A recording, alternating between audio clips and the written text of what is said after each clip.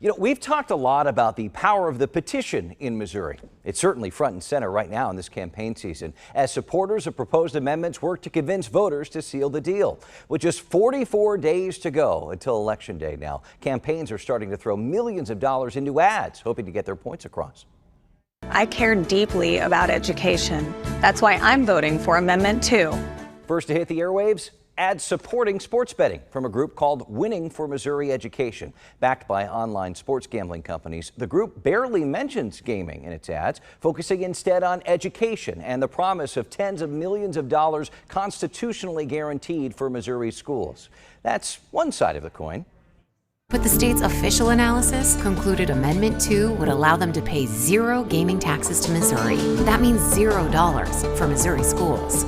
This is the other. A recently formed group called Missourians Against the Deceptive Online Gambling Amendment is, you guessed it, against sports betting. New ad points out potential loopholes a state audit flagged, letting betting companies avoid paying some of their state taxes. We'll be talking a lot more about that closer to Election Day. By the way, quick note, we did find it interesting. The 4 largest contributors to the group against sports betting came from brick and mortar casinos owned by Caesars Entertainment, including Harrah's in North Kansas City. It's something we'll watch. Overall, recent polling from Emerson College and The Hill shows a majority of likely Missouri voters support sports betting. Some 52% say yes to Amendment 2, 25% say no, 23% still are not sure which way they'll go. Of course, that's not the only big issue up for vote in November. In the same poll, 58% of likely voters support Missouri's Amendment 3, which would reverse the state's near total abortion ban. We'll dive deeper into those numbers in a moment. A roundtable of journalists is watching it all. Please welcome back Brian Ellison, host contributor with KCUR, and KMBC9 political reporter Michael Mahoney. All right, let's start with sports betting. As expected, there's a lot of money behind this issue right now. Right, and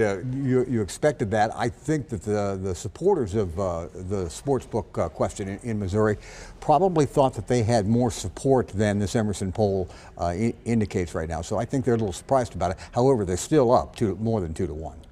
And that funding is coming. You mentioned that there are some brick and mortar casinos opposing it, but just this week there was another $5 million donation to one of to the group that is supporting the amendment. That's a huge donation for a Missouri political campaign, especially from out of state for a ballot initiative. Yeah. So I do think we're going to see a lot more of those advertisements on both sides.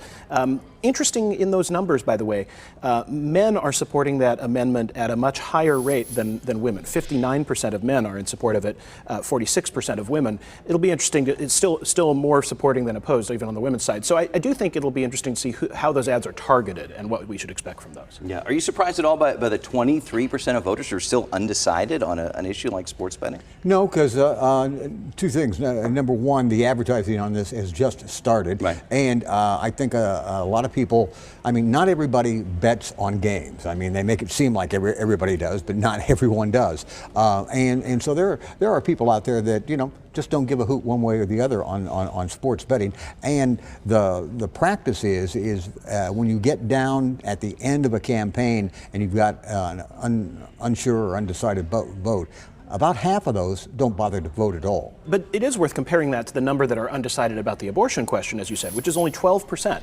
Half as many who say they have not made up their mind about that issue.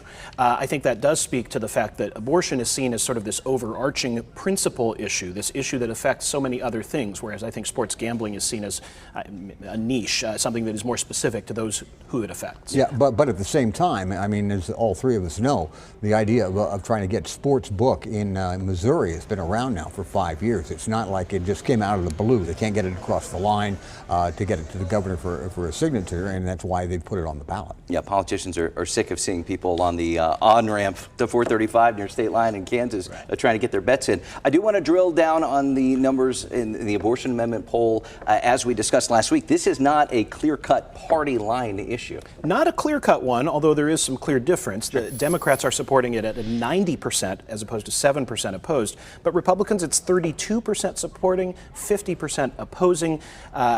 What's interesting, though, to me about that, Cody, is that even though there is a difference there, the independent number, 61% support, 26% opposed, suggests to me that this is not going to be close in the long run.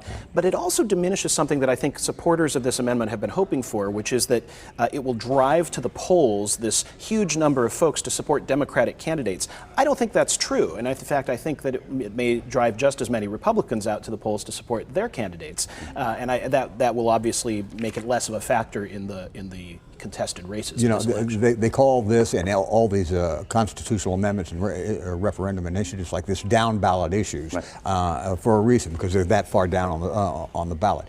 There can be coattails from somebody at the top of a ticket helping a party down. I agree with Brian 100%. There's very little evidence of seeing something like an abortion amendment driving people up the ballot. Democrats are hoping that works, but there's not a lot of evidence to suggest it does. Real quick, I do want to get to another part of the poll which touched on priorities for Missouri voters. What stood out to you? Well, clearly the fact that the economy stood out as the top issue for voters, 40%.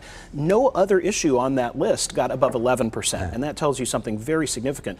It also tells you it's surprising how much time candidates are spending talking about the other issues, which included abortion, crime, immigration, affordable housing, education. Those barely register as top priorities compared to the economy. Yeah, the thing that struck me on that was the very same thing, and the second and third are actually tied for second, are the threat to democracy, and then it's crime and immigration at 9 points. They don't even break double digits on that. So we'll see on that, but yeah, it's no surprise that the economy is number one. I think it's number one across the country. Everybody's feeling the pain at the pump at the grocery store. We get it. Michael Mahoney, Brian Ellison, thank you so much. Get the facts about key races and ballot issues with Heart of the Matter and KMBC 9 News. We'll spend the next 6 weeks and change gearing you up for Election Day on air and online at KMBC.com.